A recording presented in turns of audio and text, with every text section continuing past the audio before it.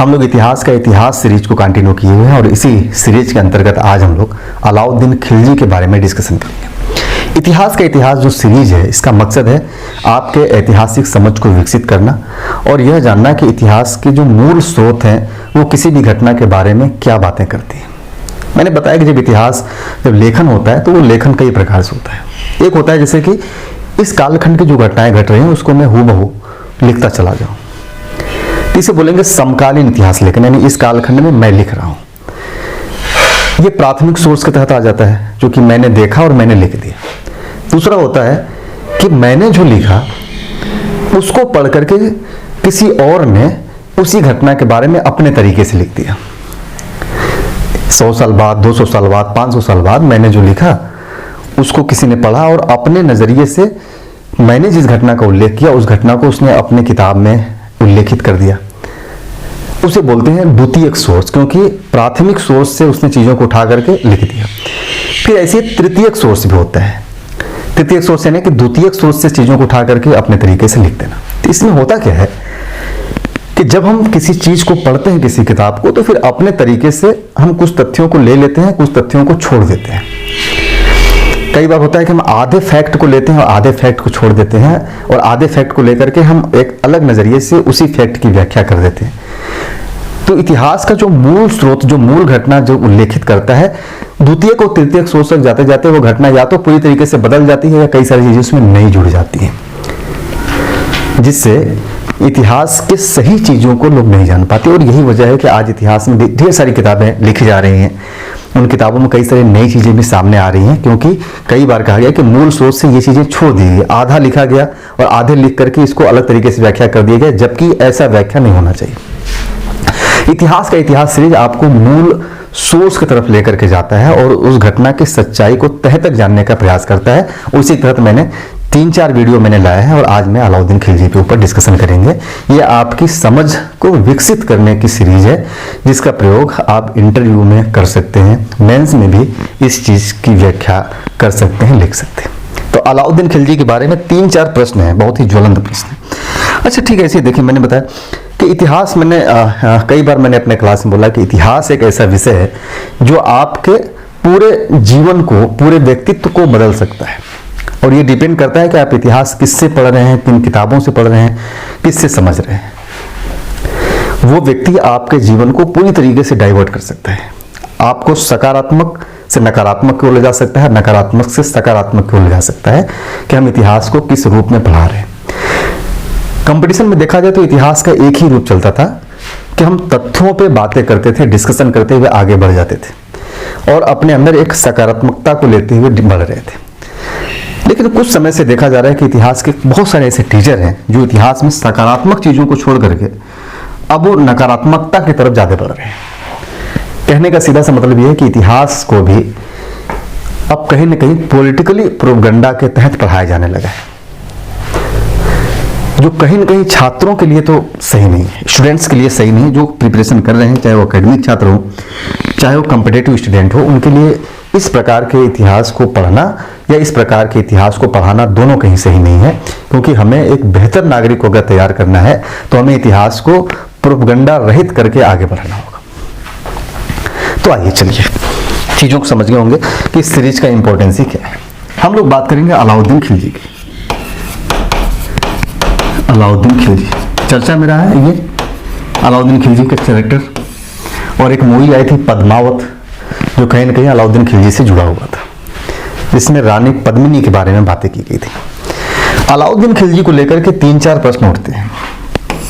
एक प्रश्न उठता है कि यह अपने चाचा या अपने ससुर जिसे बोलते हैं, जलालुद्दीन की हत्या कर देता है। जलालुद्दीन खिलजी की हत्या कर देता है, खिलजी की हत्या कर देता है। हालांकि मैंने बताया कि राजतंत्र में इन हत्याओं का पूरा एक सीरीज रहा है, श्रृंखला रहा है, और न केवल भारत में बल्कि विश्व में जहां कहीं भी राजतंत्र रहा है, हर जगह हत्याओं की एक श्रृंखला रही है। बाप बेटा, चाचा भतीजा, आपस में सभी लोग सत्ता प्राप्ति के लिए उस हद तक जाते हैं। लेकिन यहां लाने का मकसद यही नहीं, यह प्रश्न लाने का मकसद मेरा यह है कि कहते हैं लोग कि जलालुद्दीन खिलजी अलाउद्दीन खिलजी को बहुत प्यार करता था, बहुत मानता था। और प्यार और स्नेह की वजह से ही जलालुद्दीन खिलजी ने अपनी बेटी का विवाह, अपनी पुत्री का विवाह अपने भतीजे अलाउद्दीन खिलजी से कर देता है। यानी अलाउद्दीन खिलजी और जलालुद्दीन खिलजी चाचा भतीजा थे, लेकिन चाचा ने अपने बेटी का विवाह अलाउद्दीन से करके चाचा भी हो गया और ससुर भी हो गया। इसके बाद भी अलाउद्दीन खिलजी जलालुद्दीन की हत्या कर देता है। तो उसके पीछे क्या कारण है, हम लोग समकालीन इतिहासकारों के फैक्ट को जानने का प्रयास करेंगे। दूसरा प्रश्न उठता है कि अलाउद्दीन खिलजी, कहते हैं लोग, कि बहुत ही कट्टर मुसलमान था। सवाल उठता है, कट्टर मुसलमान था, सचमुच में कट्टर मुसलमान था? हम लोग जानने का प्रयास करेंगे कि यार कितना मुसलमान था। यह जो तथ्य है ये पूरी तरीके से राजनीतिकरण किया हुआ तथ्य है, जिसमें अलाउद्दीन खिलजी को एक कट्टर मुसलमान दिखाया जाता है। हालांकि कहा जाता है कि बहुत ही नृशंस और हत्यारा टाइप का व्यक्ति था, बहुत ही क्रूर व्यक्ति था। इसने नृशंसता की कई सारी हदें पार कर दी थी।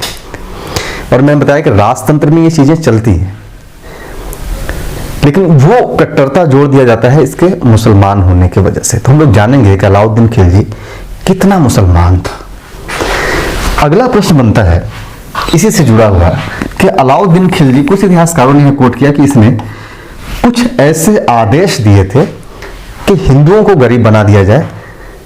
क्यों? क्योंकि जितने ज्यादा गरीब होंगे उतना ही आज्ञाकारी होंगे। तो हम लोग जानेंगे क्या सचमुच में इसने हिंदुओं को गरीब बनाने का आदेश दिया था? तो हिंदुओं को गरीब बनाने का आदेश दिया था, ये जानेंगे। और एक प्रश्न और अलाउद्दीन से जुड़ा हुआ है, वह है कि यह हिंदू विरोधी था, हिंदू विरोधी था। और हिंदू विरोध को लेकर के दो तथ्य बताए जाते हैं।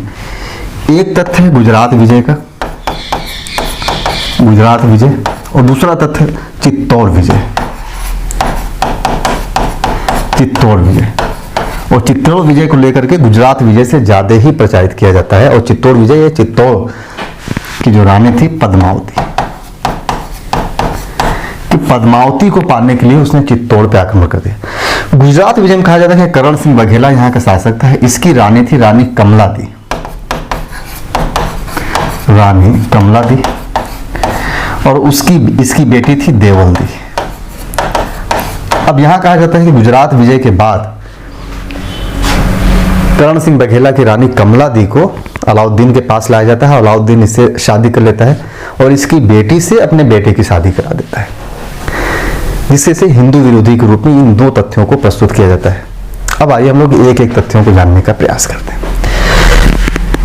खिलजी वंश का जो संस्थापक था वो जलालुद्दीन खिलजी था। सुल्तान था, बहुत बड़ा राज्य नहीं था, लेकिन वह अलाउद्दीन खिलजी यानी अपने भतीजे से बहुत प्यार करता था।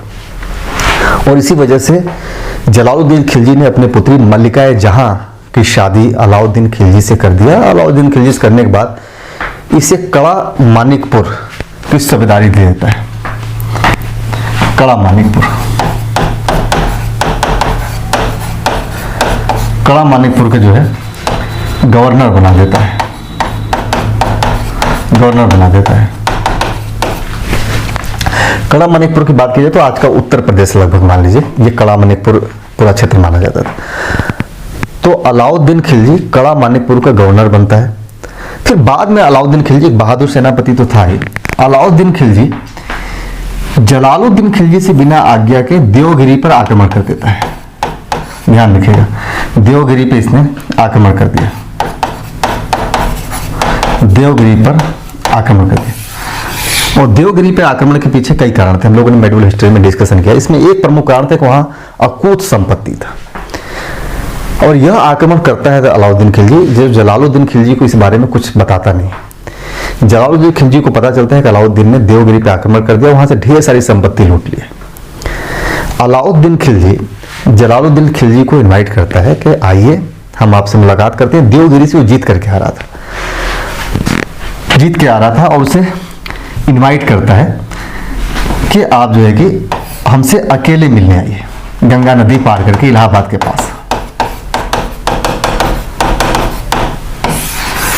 हालांकि अलाउद्दीन खिलजी जलालुद्दीन खिलजी से बिना पूछे ही देवगिरी पे आक्रमण किया था, लेकिन अलाउद्दीन खिलजी की सफलता से जलालुद्दीन खिलजी बहुत ही खुश था।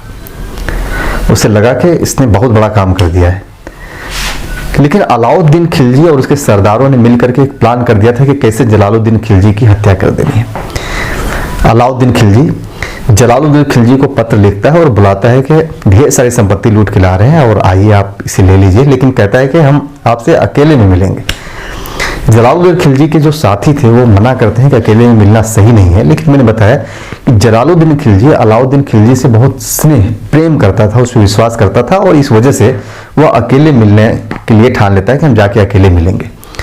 और गंगा नदी पार करके जो ही अकेले मिलने जाता है, अलाउद्दीन खिलजी के कुछ सरदारों ने जलालुद्दीन खिलजी की हत्या कर दी, उसकी गर्दन काट दिया और काटने के बाद अलाउद्दीन खिलजी वहां पे शासक बन जाता है। यानी एक क्रूर हत्या अलाउद्दीन खिलजी के द्वारा किया जाता है।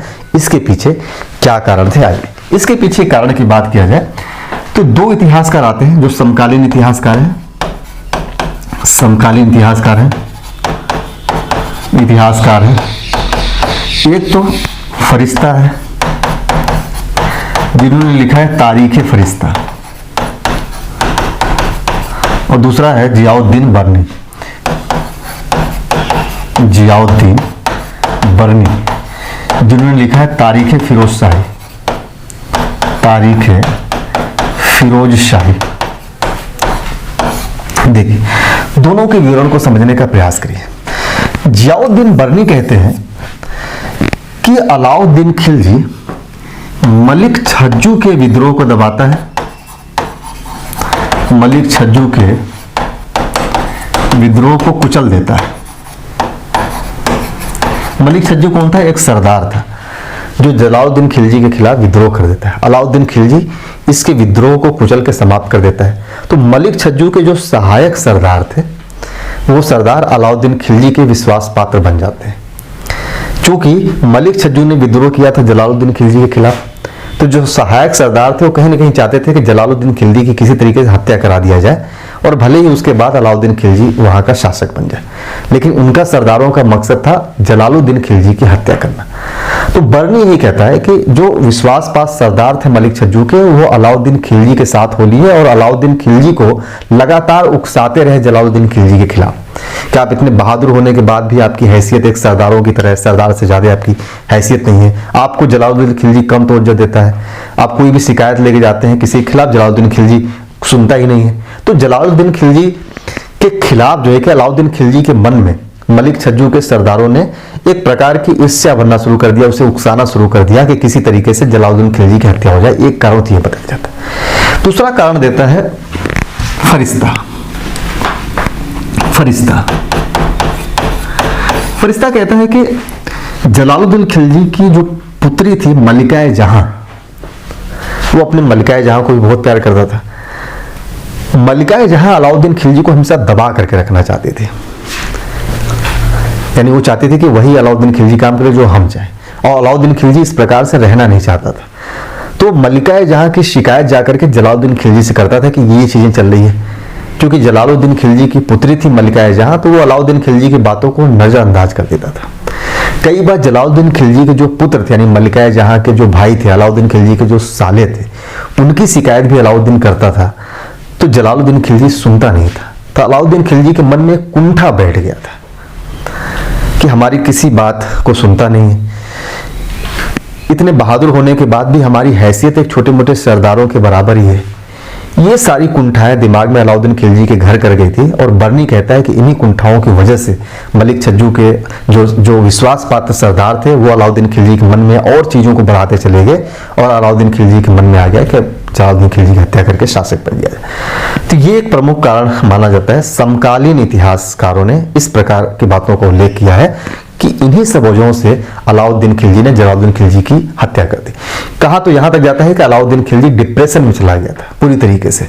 जिस प्रकार से मलिका जहां इसको प्रताड़ित करती थी, जलालुद्दीन खिलजी के पुत्र इसको प्रताड़ित करते थे, और सरदारों में भी इसकी जो हैसियत जिस प्रकार की थी कि छोटे मोटे सरदार जैसे थी, ये सभी चीजों की वजह से वो बहुत ही डिप्रेशन में चला गया और उसी कुंठा की वजह से वो जलालुद्दीन खिलजी की हत्या कर देता। क्लियर? चलिए अब आते हैं हम लोग दूसरे प्रश्न में आते हैं कि अच्छा हत्या कैसे होता है, थोड़ा इसको भी समझ लीजिए। मैंने बताया कि अलाउद्दीन खिलजी ने देवगिरी पर आक्रमण किया, देवगिरी पर आक्रमण किया, और यह आक्रमण जलालुद्दीन खिलजी की आज्ञा के बिना किया गया था। हालांकि जलालुद्दीन खिलजी इस आक्रमण से खुश होता है, जलालुद्दीन खिलजी ढेर सारे खजाना जीतता है तो, लेकिन अलाउद्दीन खिलजी को लगा कि हमने सुल्तान की आज्ञा के बिना आक्रमण किया है, तो सुल्तान को बुलाता है कि आइए धन ले लीजिए और मैं आपसे माफ़ी भी मांग लूँगा अपनी इस गलती का। तो एक्चुअल में यह माफ़ी मांगने के पर्पज से बुलाता है कि मैं आपसे माफ़ी मांगना चाहता हूँ और धन भी देना चाहता हूँ, है ना। और लूट में मिली जो संपत्ति है, अकूत धन है, वो आप आकर के कड़ा मानिकपुर में आकर के ले लीजिए। कड़ा मानिकपुर यानी गंगा इलाहाबाद के पास कड़ा मानिकपुर। और सुल्तान, मैंने बताया कि भतीजे के मोह में, दामाद के मोह में चला गया और इसने बुलाया था कि आप अकेले आइएगा मिलने के लिए। जलालुद्दीन खिलजी के जो साथी, जो सैनिक थे, सरदार थे, उन्होंने मना किया कि अकेले मिलना सही नहीं है उससे, लेकिन यह अलाउद्दीन खिलजी के सिले में अकेले चला जाता है। उसी का फायदा उठा के जो ही नदी के पास जाता है, कुछ ही कदम चलता है कि इसके सरदार वहीं पे अलाउद्दीन खिलजी की तलवार लेकर के उसके पूरे गर्दन को अलग कर देते हैं। उसके गर्दन को घुमाया गया था पूरे जो है कि साम्राज्य में, ध्यान रखिएगा, उसकी गर्दन को तलवार पे लेकर घुमाया गया था। 19 जुलाई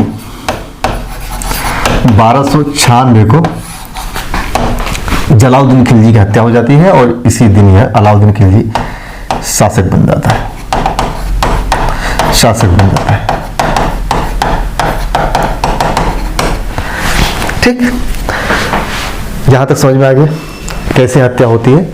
माफी मांगने के लिए बुलाता है, पत्र लिखता है और न्याय से ही आता है जलालुद्दीन खिलजी और इसी का फायदा उठा करके अकेले था, हत्या कर दी। और दूसरा प्रश्न होता है कि अलाउद्दीन खिलजी कितना मुसलमान था। अलाउद्दीन खिलजी कितना मुसलमान था, कितना मुसलमान था, इस बारे में जियाउद्दीन बर्नी का कुछ उल्लेख है। जियाउद्दीन बर्नी, थोड़ा सा समझ लेते हैं। अगर आप मुसलमान हैं या कोई भी मुसलमान है तो किन तथ्यों को इनकार करने के बाद यह मुसलमान नहीं रह जाता, ये समझिए। जब आप मुसलमान हैं तो एक तथ्य से इनकार नहीं कर सकते, किससे? पैगंबर साहब से, कि वो आखिरी पैगंबर है, लास्ट। इसके बाद कोई भी पैगंबर नहीं बन पाएगा। अगर कोई मुसलमान ये कहता है कि मैं पैगंबर बनना चाहता हूं या ये आखिरी पैगंबर नहीं है, तो एक्चुअल में नाम भले ही मुसलमान हो लेकिन वह मुसलमान नहीं रह जाता, वह खारिज हो जाता है, ध्यान रखें। अलाउद्दीन खिलजी के बारे में कहा जाता है कि उसने एक नया मजहब चलाने के बारे में सोचा, मजहब यानी कि धर्म, और कहा कि इस नए मजहब का पैगंबर वह स्वयं होगा, पैगंबर स्वयं होगा। इस तथ्य का उल्लेख जियाउद्दीन बर्नी करता है कि अलाउद्दीन खिलजी के दो सपने थे। वो दो चीजें करना चाहता था, एक सिकंदर की तरह वह विश्व विजय करना चाहता था और दूसरा चाहता था कि हमारा नाम कयामत तक चले, प्रलय तक चले, जब तक दुनिया रहे तब तक हमारा नाम चले। और उसके लिए उसने यह सोचा कि यदि हम एक नया मजहब चला करके उसका पैगंबर बन जाए तो हमारा नाम जब तक वो मजहब रहेगा आखिरी समय तक, दुनिया के आखिरी इंड तक, जब तक दुनिया समाप्त नहीं हो जाएगी तब तक हमारा नाम चलेगा। और जो ही यह बात किसी भी मुसलमान के दिल में भी घर कर गई, उसने काम किया नहीं किया ऐसा, अगर उसके दिल में भी ये बातें आ जाती है कि हम पैगंबर बन जाए, हम नया मजहब चला करके उसका पैगंबर बन जाए, इसका सीधा सा मतलब हो गया कि आप इस्लाम के जो पहले पैगंबर साहब हैं, सॉरी पहला या आखिरी पैगंबर साहब हैं, आप उनके उल्लंघन कर रहे हैं, आप उनको नकार रहे हैं और इनको नकारते ही आप इस्लाम से खारिज हो जाते हैं, आप मुसलमान नहीं रह जाते। सबसे बेसिक चीज होता है। इसके अलावा अगर आप कुछ ऐसे काम करते हैं जो इस्लाम में मना किया गया है तो भी आप इस्लाम से खारिज हो जाते हैं, आप मुसलमान नहीं रह जाते। जैसे कि बहुत सारी चीजें हैं कि यह अलाउद्दीन खिलजी समलैंगिक था, ध्यान रखिए, नया मजहब चलाना चाहता था, मजहब चलाना चाहता था। इन सब चीजों को अगर आप देखते हैं तो स्पष्ट तौर पे यह कहा जा सकता है कि यह मुसलमान नहीं था। जो ये दर्शाते हैं कि बहुत ही कट्टर मुसलमान था, एक्चुअल में ये मुसलमान ही नहीं था। इसकी जो हरकतें थी वो कहीं से भी ऐसा नहीं था कि ये बहुत अच्छा मुसलमान था। जैसे आज भी कई सारे लोग जो कम पढ़े लिखे लोग हैं उनको लगता है अलाउद्दीन खिलजी बहुत ही बेहतर मुसलमान था, लेकिन इसकी जो हरकतें रही, इसके जो कारगुजारी रही, उन कारगुजारियों से वो इस्लाम से ही खारिज हो जाता है। तो यह कहना कि अलाउद्दीन खिलजी एक कट्टर मुसलमान था, एक्चुअल में यह तथ्य भी सही नहीं होता और बर्नी ने इसका बहुत स्पष्ट उल्लेख किया है। बर्नी को दरबार की छोटी छोटी घटनाओं की जानकारी मिलती थी क्योंकि इसके चाचा कोतवाल थे और वहाँ से कई जानकारियाँ उसको मिल जाती थी कि क्या चीज़ें चल रही हैं दरबार के अंदर। उसने लिखा कि अलाउद्दीन खिलजी का एक ड्रीम था, सपना था कि वो खुद पैगंबर बन जाए, एक नया मजहब चलाया, और इतना सोचते ही वो इस्लाम से खारिज हो जाता है। इसके अलावा उसकी कई सारी हरकतें थी, जैसे कि एक बड़ा हरकत था उसकी समलैंगिकता। मलिक काफूर से वो समलैंगिक था, काफूर के प्रेम में ही हमेशा डूबा रहता था, और ये चीज़ें भी कहीं ना कहीं इस्लाम से खारिज कर देती हैं। तो ये कहना कि अलाउद्दीन खिलजी एक कट्टर मुसलमान था, ये तथ्य भी खारिज हो जाता है। अब आइए अगले तथ्य पर हम लोग आते हैं। अगला तथ्य है कि इसने हिंदुओं को गरीब बनाने के आदेश दिए थे। हिंदुओं को गरीब बनाने का आदेश दिया, बनाने का आदेश दिया।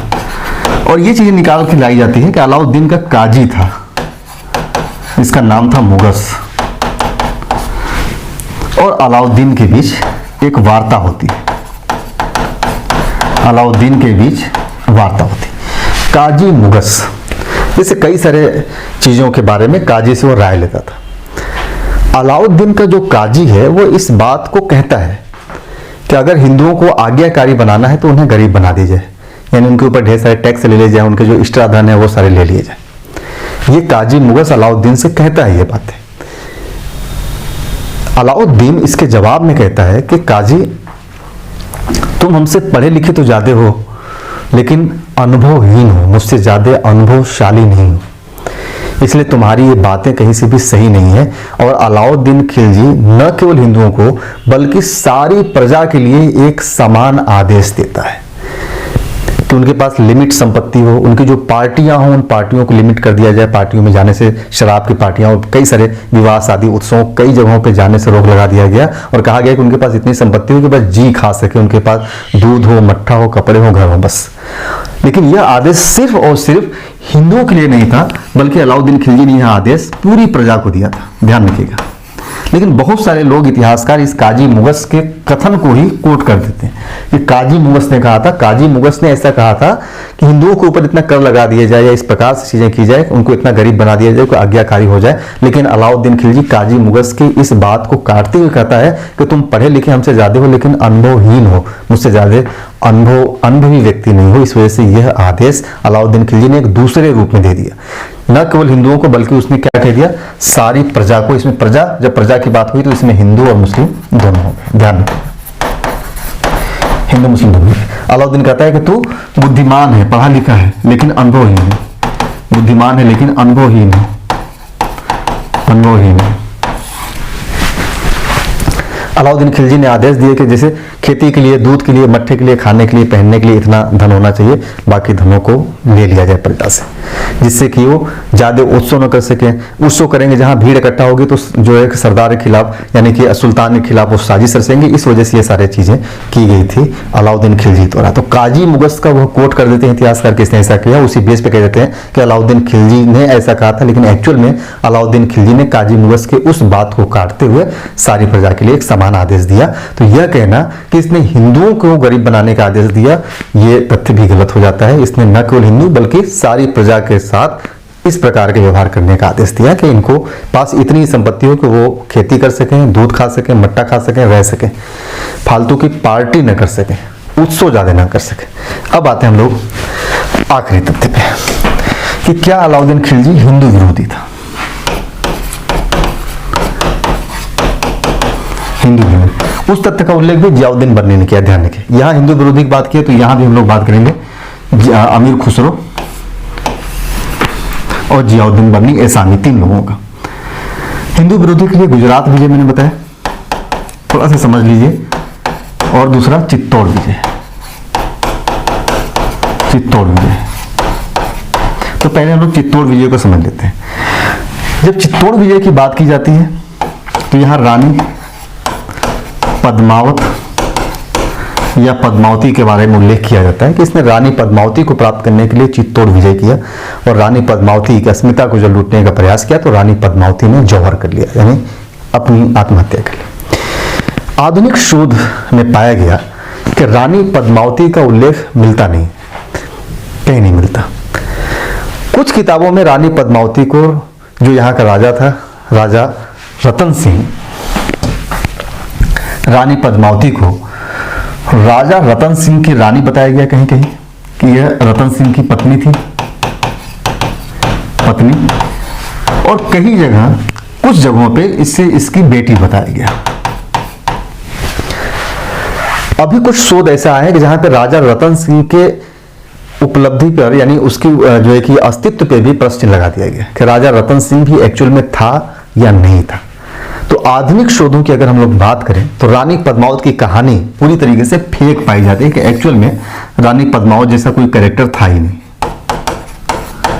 ये एक मनगढ़ंत कहानी कर दिया गया और मलिक मोहम्मद जायसी ने पद्मावत लिखा लगभग 250-300 सालों के बाद, उसमें इस कहानी को गढ़ा गया। तो इसको लेकर के जो तथ्य हैं वो यही बताते हैं कि रानी पद्मावत या पद्मावती के बारे में आज जिसकी चर्चा की जाती है उसकी वास्तविकता भी संदिग्ध, वास्तविकता से परे है।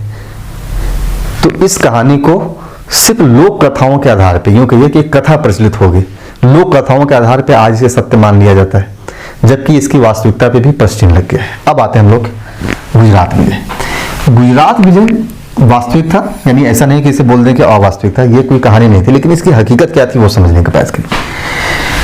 यहाँ का शासक था करण सिंह बघेला, ध्यान रखिएगा, करण सिंह बघेला। 1299 में गुजरात अभियान किया जाता है। उलूग खां और जफर खां के द्वारा दो इसके सेनापति थे और यहाँ पे अलाउद्दीन के ऊपर आरोप लगाया जाता है कि इसने करण सिंह बघेला की रानी का अपहरण किया और उसकी बेटी का भी अपहरण किया। अपनी शादी रानी से कर लेता है, उसकी बेटी की जो शादी थी अपने पुत्र से करा देता है। कुछ तथ्यों को देखिए, यहाँ मैंने बताया एसामी, जियाउद्दीन बर्नी और फरिश्ता, 3 लोगों के इतिहास में जो वर्णित किया गया है, जो मूल स्रोत है वहां पे क्या बातें की गई। 1299 में अलाउद्दीन खिलजी का अभियान होता है। उलूग खां जफर का अभियान करते हैं। करण सिंह बघेला जब लगता है कि अब मैं यहाँ पे बुरी तरीके से परास्त होने वाले हैं, तो वह अपनी 6 माह की पुत्री को लेकर के, जिसको जो है कि वो भाग जाता है देवगिरी शासक रामचंद्र के पास जाकर के शरण लेता है वहां। लेकिन यह अपने 6 माह की पुत्री को लेकर के भाग जाता है, लेकिन अपनी पत्नी को छोड़ देता है वहीं पे। क्यों छोड़ देता है वो एक अलग पूरी चर्चा का विषय है कि उसने किस मकसद से अपनी पत्नी को यहाँ पे छोड़ दिया और पुत्री को लेकर के भाग गया। पत्नी को लेकर के दिल्ली लाया गया, अलाउद्दीन खिलजी के यहाँ पे दरबार में रखा गया। कहते हैं कि अलाउद्दीन खिलजी और कमला दी के बीच एक प्रेम पनप गया दोनों के बीच, और दोनों ने फैसला कर लिया शादी करने का। यानी कहते हैं कि कमला दी ने स्वेच्छा से अलाउद्दीन खिलजी से शादी कर ली। ऐसे कई सारे आपको उदाहरण मिलेंगे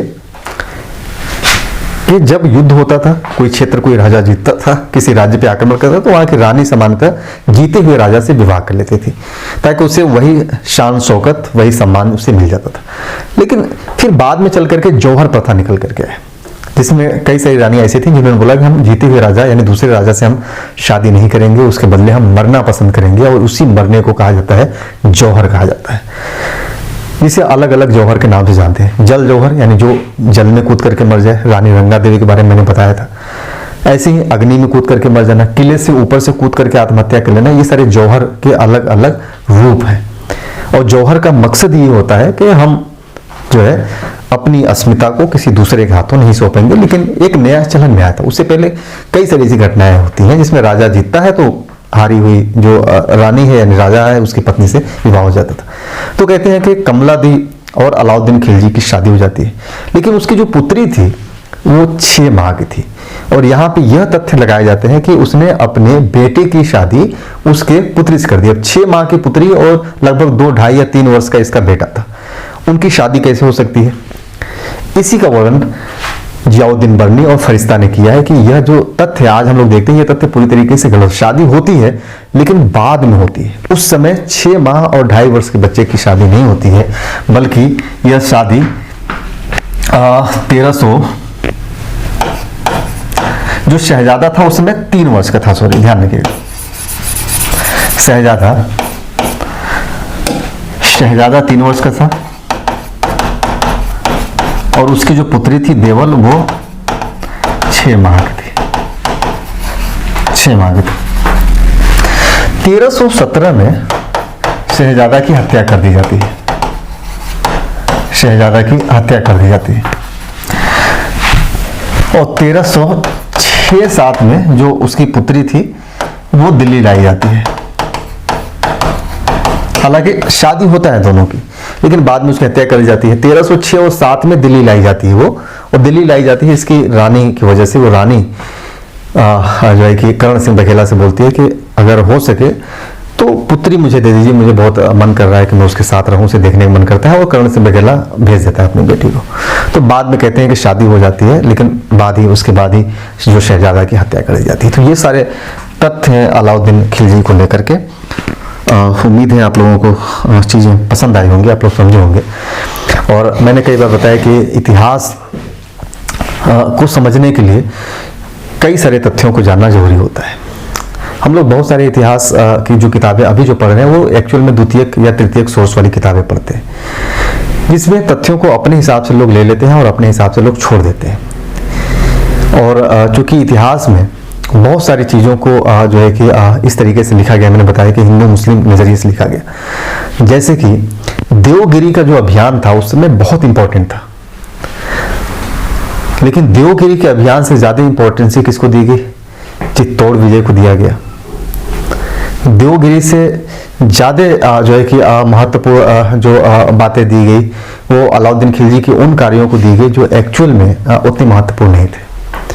तो इतिहास में उस पुट को शामिल करने के लिए अलग अलग तथ्यों को तोड़ा और मोड़ा जाता है। और इतिहास सीरीज जो है वो मकसद ये है कि हम इतिहास को सही तरीके से समझ पाए, अच्छे तरीके से जान पाए। तो मिलते हैं हम लोग